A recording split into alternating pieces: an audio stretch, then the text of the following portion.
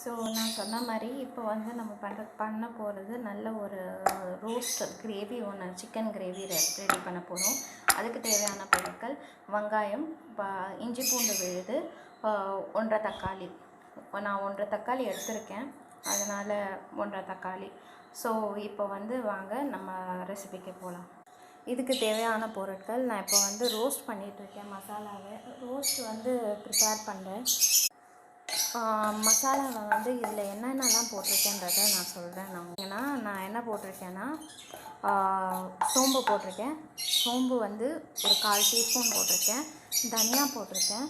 அப்புறம் வந்து chicken masala, homemade chicken masala. நான் அதை இன்னொரு ரெசிப்பியில் நான் உங்களுக்கு சொல்லித்தரேன். சிக்கன் மசாலா போட்டிருக்கேன். தனியாத்தூள் வந்து 1 ஸ்பூன் போட்டிருக்கேன். சோம்பு வந்து 1/4 ஸ்பூன் போட்டிருக்கேன். சில்லி பவுடர் வந்து 1.5 ஸ்பூன் போட்டிருக்கேன். அவ்வளோதான். கொஞ்சம் மஞ்சள் தூள் போட்டிருக்கேன்.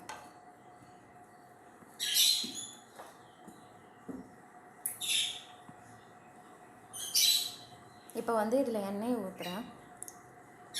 பொதுவாக வந்து மசாலாவை நல்லா ரோஸ்ட் பண்ணிவிட்டு ஆயில் ஊற்றுனீங்கன்னா உங்களுக்கு அதில் ஒரு நல்ல ஃப்ளேவர் தரும். இப்போ பார்த்திங்கன்னா இது நல்லா எண்ணெயில் ரோஸ்ட் ஆயிடுச்சு.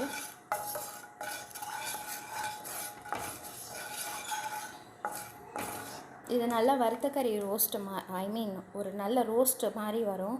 சிக்கன் கறி ரோஸ்ட் மாதிரி வரும். இந்த டைமில் வந்து இந்த ஆனியன்ஸை நான் போடுறேன்.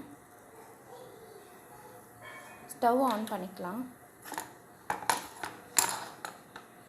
இந்த டைமில் கொஞ்சம் சால்ட் ஆட் பண்ணிக்கோங்க.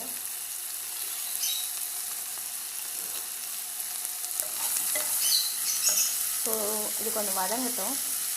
பை தென் சிக்கன் நம்ம இதில் போடணும். இதுக்கு இந்த ரெசிபிக்கு பேர் வந்து சிக்கன் ரோஸ்ட்.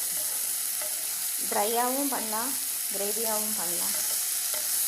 இது பிரியாணிக்கு ரொம்ப நல்லாயிருக்கும். அடுத்து நீங்கள் பார்க்க போகிற ரெசிபி வந்து சிக்கன் பிரியாணி. இது வந்து நல்லா வதங்கணும், அதனால் டைம் கொடுக்கணும். நம்ம கொஞ்சம் வதங்கட்டும். இப்போது இந்த இது பார்த்திங்கன்னா ரோஸ்ட்டுக்கு நம்ம ரெடி பண்ணியிருக்கோம்.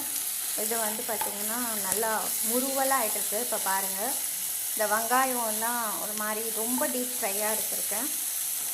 ஸோ இந்த டைமில் வந்து நம்ம சிக்கன் வச்சுருக்கோம் இல்லையா, நான் ஈரல் வாங்கியிருக்கேன். ஈரல் வந்து உடம்புக்கும் நல்லது, நீங்கள் சாப்பிட்லாம், ரொம்ப டேஸ்டியாக இருக்கும். ஸோ இதுக்கு வந்து நான் இதை அப்ளை பண்ண போகிறேன், இந்த சிக்கனை.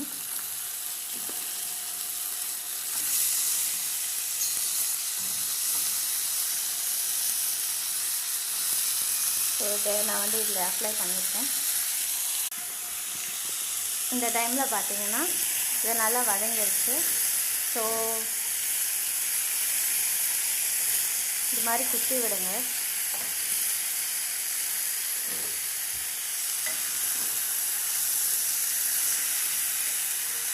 ஒன் ஹேண்டில் வீடியோ எடுத்துகிட்டு கிண்டது எவ்வளோ கஷ்டம்னு இப்போ தான் தெரியுது.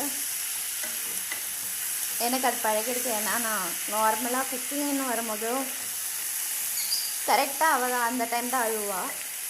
ஸோ அவளை வச்சுட்டு குக் பண்ணுறதுக்கு கற்றுக்கிட்டேன். ஸோ இது பார்த்திங்கன்னா இந்த மாதிரி வந்திருக்கு.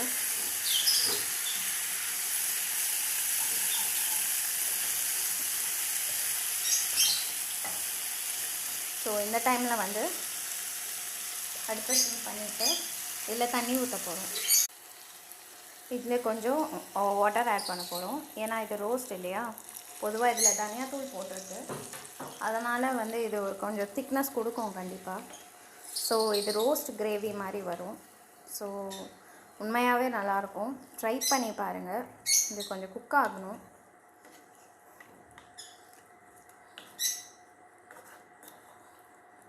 இதில் நாங்கள் கோகோனட் ஆட் பண்ணல, தனியாத்தூள் ஆட் பண்ணியிருக்கோம். தனியாத்தூள் வந்து எப்போவுமே ஒரு திக்னிங் கொடுக்கும்.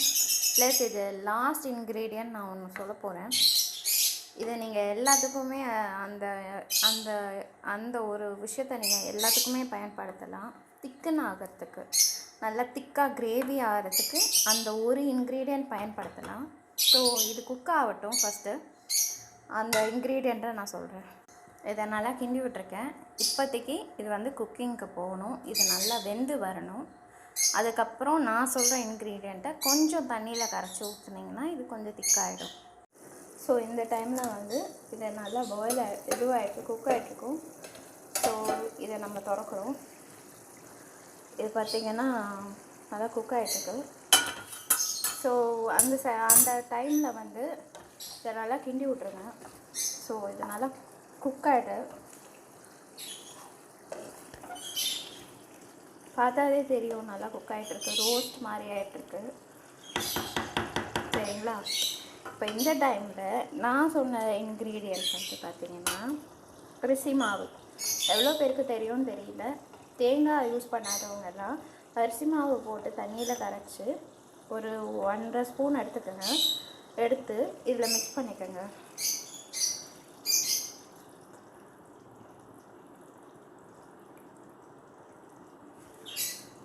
ஓகேங்களா?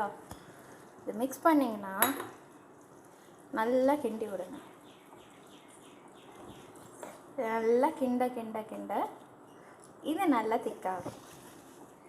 ஸோ நான் சொன்ன இன்க்ரீடியண்ட் இதுதான்.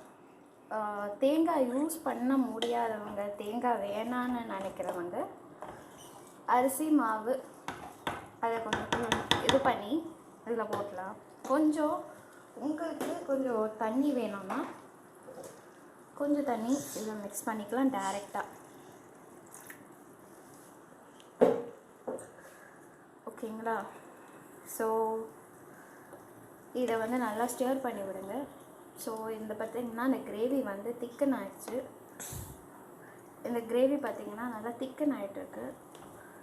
ஸோ இந்த ரோஸ்ட்டும் ரெடி ஆகிடுச்சு. கொத்தமல்லி போட்டு இறக்கிட வேண்டியதான்.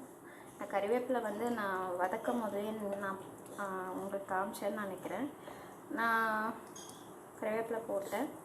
ஸோ கொத்தமல்லி போட்டு இந்த டிஷ்ஷை இறக்கிட வேண்டியதான். So the dish is ready to serve. இது கொத்தமல்லி போட்டு இறக்கிட வேண்டியதான். அவ்வளோதான் இந்த ரெசிபி. இதில் அரிசி மாவு நீங்கள் சேர்க்க திக்னஸ் அதிகம் கொடுக்கும். தேங்காய் யூஸ் பண்ணாதவங்க அரிசி மாவு யூஸ் பண்ணிக்கலாம். ஓகே, இந்த டிஷ் ரெடி ஆகிடுச்சு. ஸோ அடுத்து ஒரு நல்ல ரெசிபியோடு உங்கள் எல்லாரையும் சந்திக்க வரேன். Until then, it's bye from Shashax Kitchen.